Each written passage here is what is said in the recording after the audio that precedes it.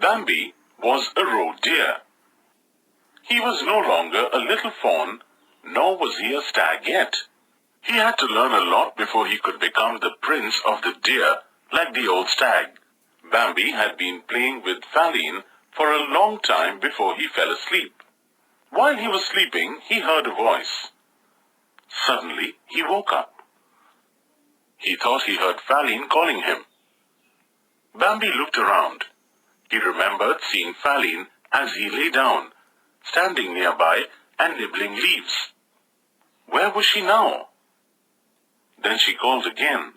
With a sidewise spring, Bambi turned in the direction the sound came from. Then he heard it again. The call came again clearly, thin as the birds twittering and tender. Come, come, it said. Yes, that was her voice. That was Faline. Bambi started to run. While he was rushing away, he saw the old stag. The royal stag was standing ahead, barring his path. Bambi had no time for the noble stag just now. He had thoughts for Faline alone. He greeted the stag hastily and tried to hurry by. Where are you going? Asked the old stag. To Faline, said Bambi. Do not go, said the old stag. She's calling me, he said in response. No, she's not calling, said the stag. The call came once again, thin as the birds twittering. Come. Listen, Bambi cried excitedly. There it is again. I hear it, said the old stag, nodding. Bambi felt the ground burning under his feet. But, he said, I know her voice. I will come right back. No, said the old stag sadly. You will never come back, never again. The call came again. I must go, cried Bambi. Then the old stag declared in a commanding voice, We'll go together. Quickly, cried Bambi and bounded off. No, slowly, commanded the old stag in a voice that forced Bambi to obey. Stay behind me.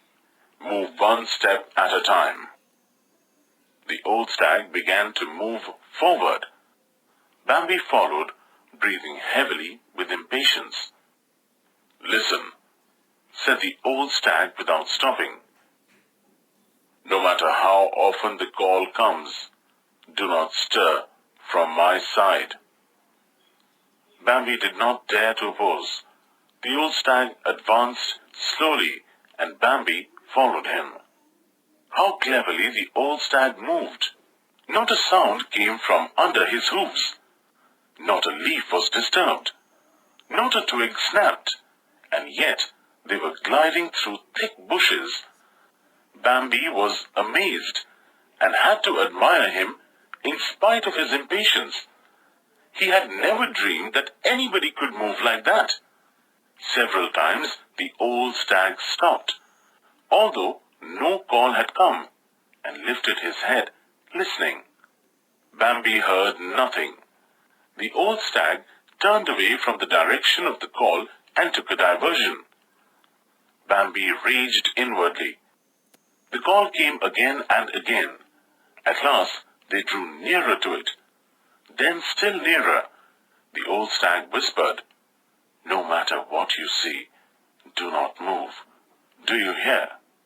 Watch everything I do and act just as I do, carefully, and do not lose your head. They went a few steps farther, and suddenly that sharp scent that Bambi knew so well struck them full in the face. He swallowed so much of it that he nearly cried out. He stood as though rooted on the ground for a moment. His heart seemed to be pounding in his throat. The old stag stood calmly beside him and motioned with his eyes. It was Man. Man was standing quite close to them, leaning against the trunk of an oak, hidden by hazel bushes. He was calling softly, "Come, come."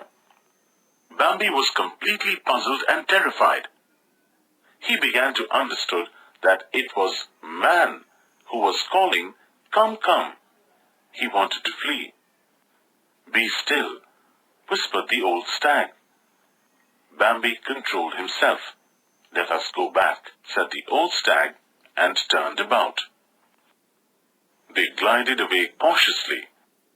The old stag moved with a zigzag course, the purpose of which Bambi did not understand. He wanted to run fast, but the stag walked slowly, stopping and listening. He would begin a new zigzag course and stop again, going very slowly ahead. They were far from the danger spot. "If he stops again," thought Bambi, "I'll thank him." But suddenly the old stag was nowhere to be seen.